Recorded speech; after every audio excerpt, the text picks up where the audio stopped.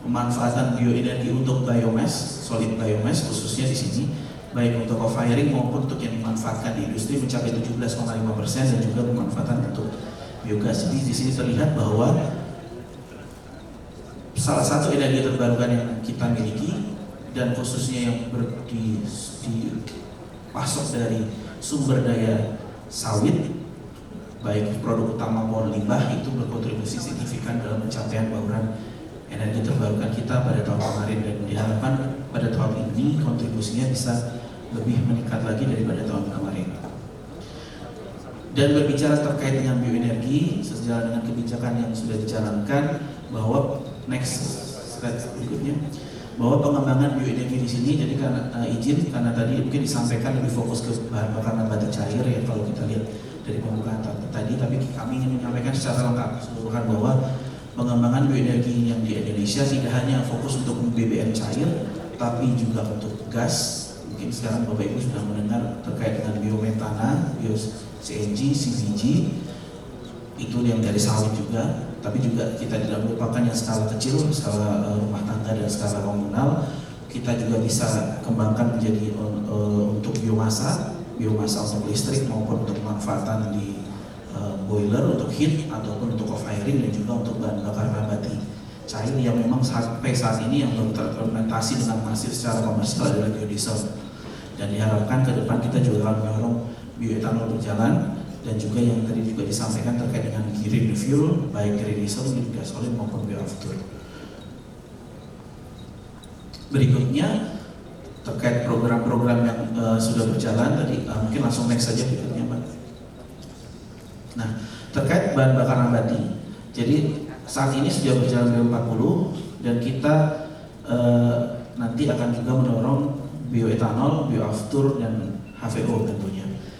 Dan arah kebijakannya tentunya next berikutnya adalah untuk mendorong kemandirian energi, meningkatkan bauran EBT, kita juga mendorong sirkular ekonomi, dan juga yang terakhir dengan pemanfaatan BBN ini kita juga bisa berkontribusi pada penurunan emisi lingkungan, di mana tadi sudah disampaikan di awal bahwa target EBT juga kita juga harus berkontribusi pada penurunan emisi gas rumah kaca. Terkait program yang berjalan saat ini, slide berikutnya adalah biodiesel yang saat ini sudah berjalan B40, bioetanol yang saat ini sudah mulai market trial dan beberapa jalan di beberapa titik oleh Pertamina dengan Pertamax Green 95. Kalau Bapak Ibu sudah mengetahui, ini mungkin belum masif, tapi di beberapa SPBU sudah dijual, itu Pertamax Green 95, dan juga bioaftur yang pada Agustus kemarin kita sudah sukses melihat penggunaannya di penerbangan Jakarta Bali oleh Pelita Air, hasil produksi dari kilang Pertamina Internasional dari bahan baku Yusufil. Dan tahun kemarin sebelumnya kita juga sudah melihat pengujian di Garuda Indonesia yang menggunakan palm kernel oil. Nah, bagaimana roadmap ke depannya? Jadi sejalan dengan Permen ESDM nomor 4 tahun 2025, di situ diamanatkan nanti akan terbit Permen ESDM. Dan Permen ESDM ini akan menggantikan Permen ESDM terkait mandatori pemanfaatan BBN yang saat ini berlaku, dan nanti di situ akan dijabarkan bagaimana rencana biodiesel ke depan, bagaimana rencana bioetanol terkait diesel, biohidrokarbon, dan juga terkait bioaftur. Dan saat ini masih pembahasan di Kementerian ESDM, diharapkan terkait Permen ini bisa segera dirilis sehingga menjadi acuan juga bagi masyarakat dan investor dan pasar terkait bagaimana pemanfaatan BBM nanti ke depannya. Kalau kita bicara biodiesel, tentunya kita sudah mulai sejak lama dari 2009 B2% dan naik secara bertahap. Next slide berikutnya. Dan sampai tahun kemarin kita sudah menggunakan 13,1 juta KL untuk biodiesel, dan tahun ini dengan target 15,6, realisasi sampai September kemarin sudah mencapai 10,1 juta kiloliter untuk pemanfaatan B40.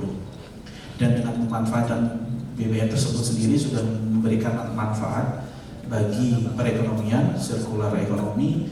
Slide berikutnya, dengan kita bisa menemukan devisa dari penggunaan BBM yang harus diimpor, meningkatkan nilai tambah dan hilirisasi produk sawit dan turunannya. Kemudian kita juga berkontribusi pada penurunan emisi gas rumah kaca, dan juga dengan hilirisasi sektor sawit kita juga bisa meningkatkan penyerapan investasi dan tenaga kerja. Di slide berikutnya kami akan menjelaskan bahwa rencana pengembangan bioenergi tidak hanya untuk bahan bakar nabati, Bati next, bahwa kita juga sejalan dengan RUPTL yang baru, kita mendorong pengembangan EBT, dan salah satu di situ adalah pengembangan pembangkit listrik berbasis bioenergi dengan target 0,9 gigawatt sampai dengan 2034 sesuai dengan RUPTL yang baru dirilis kemarin. Slide berikutnya, dengan total potensi bioenergi yang berdasarkan data kami 57 gigawatt, kita merencanakan 0,93 gigawatt ini terlaksana 2025 sampai 2034 tersebar di seluruh Indonesia untuk pengembangan PLTBG, PLTBM, dan juga PLTSA. Dan sampai dengan saat ini kapasitas terpasang pembangkit berbasis bioenergi baik PLTBG, PLTBM, PLTSA, slide berikutnya sudah mencapai 3.100 gigawatt yang terdiri dari off-grid dan on-grid. Dan memang mayoritas dari pendataan kami masih didominasi dari pembangkit-pembangkit yang sifatnya off-grid, khususnya di perkebunan sawit itu sendiri maupun di industri-industri sawit yang menggunakan pembangkit sendiri untuk memenuhi. Kemudian untuk pemanfaatan biomasa. Pemanfaatan biomasa yang dihitung dalam bauran dan menjadi program ke depan adalah next slide berikutnya adalah untuk pembangkit listrik, untuk penggunaan heat di industri, dan juga untuk co-firing biomasa di PLTU. Untuk co-firing sendiri khususnya di PLN sudah dilakukan di 47 PLTU dengan capaian sampai dengan saat ini 1 juta ton biomasa yang digunakan di PLN. Memang secara persentase masih kecil ya, dan tahun kemarin kita juga menyerap sebesar 1,6 juta ton. Dan kontribusi pemanfaatan biomasa yang cukup signifikan dari bauran tersebut yang tadi kami sampaikan ternyata dari pemanfaatan biomasa di sektor industri di slide berikutnya, khususnya di industri sawit sendiri, di industri gula, pulp paper, semen, food beverage, dan industri lain yang sudah kami lakukan pendataan hingga tahun kemarin yang menggunakan penggunaan biomasa untuk kebutuhan heat untuk proses produksinya. Di sini masih ada tantangan sendiri, yaitu adalah penggunaan biomasa yang ada di sektor UMKM memang belum terdata karena memang metodologi dan pendataannya masih menjadi tantangan bagi kami.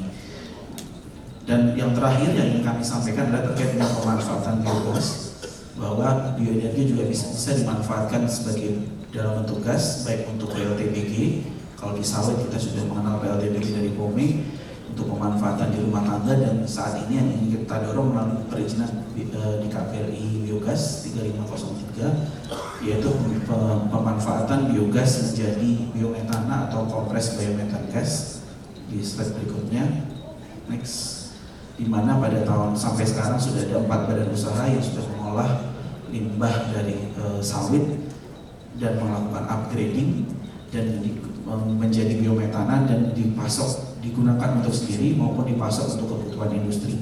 Kita sudah melihat ada PT KIS, DS, dan juga PT DSN, dan untuk PT KIS sendiri sudah digunakan biometan dari sawitnya untuk proses produksi di PT Unilever.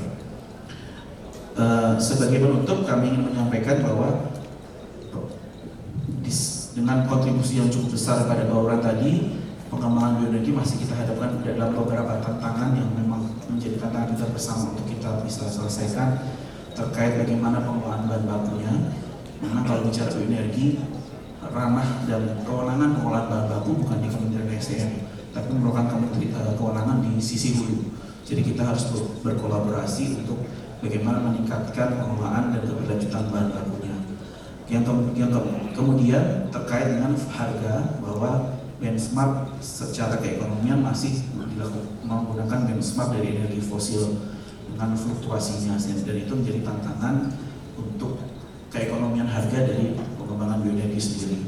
Kemudian kita perlu melakukan sinkronisasi dan khususnya terkait di sektor hulu untuk penyediaan bahan baku, dan juga melakukan pemetaan bahan baku yang sustainable, dan juga mungkin nanti bagaimana kita bisa mengatasi ketersinggungan dengan sektor pangan dan sektor lainnya. Dan yang paling akhir terkait dengan standar kualitas produk kita perlu tingkatkan, dan juga bagaimana kita melakukan edukasi ke masyarakat, salah satunya melalui forum ini, agar seluruh masyarakat juga memahami bahwa bioenergi itu tidak hanya bahan bakar nabati, tapi ada jenis yang lain. Bioenergi tidak hanya sawit, tapi ada jenis lain yang lain. Tapi memang dalam pengembangannya kita perlu mendorong pengembangan itu pada sekarang keekonomian yang layak ya tentunya ya. Jadi kita tidak mengharapkan pengembangannya dilakukan secara terburu-buru, keekonomian yang berlayak, hasilnya secara pasar mungkin nanti tidak bisa diterima. Dan itu mungkin peran kita semua dengan Bapak Ibu yang ada di sini di forum ini untuk bisa mendorong pengembangan industrinya ke arah tersebut. Dan tentunya kita membutuhkan kolaborasi bersama baik dari sisi badan usaha, media yang ada di sini, pemerintah yang mengeluarkan kebijakan, dari masyarakat, dan juga tentunya dari para akademisi, daripada peneliti.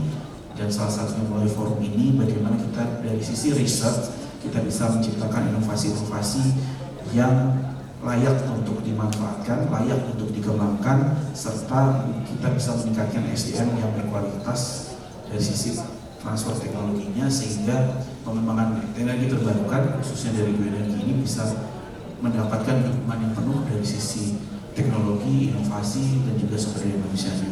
Berikut, terima kasih atas kesempatan yang diberikan. Sedikit dari kami, mohon maaf apabila kekurangan. Terima kasih. Assalamualaikum warahmatullahi wabarakatuh.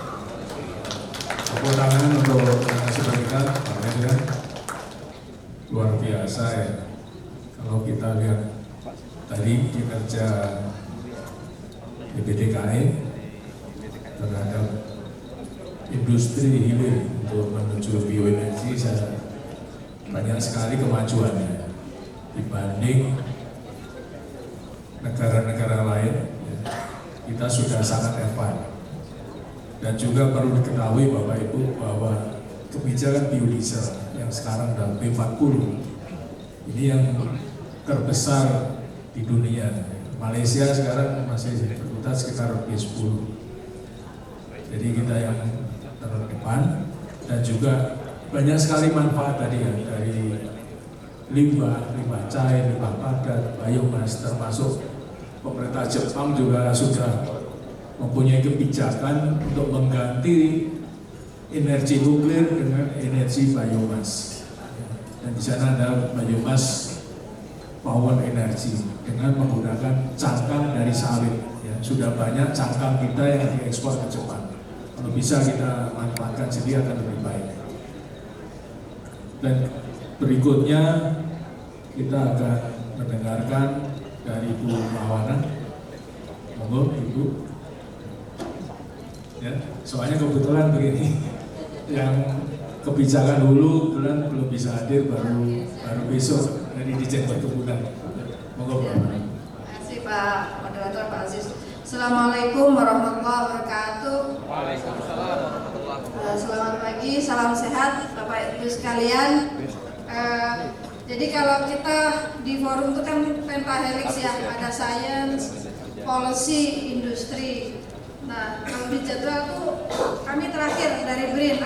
Does that mean science paling belakang, atau ternyata di tengah, atau ternyata di depan, bahwa Risnov harusnya menentukan arah industrialisasi kita.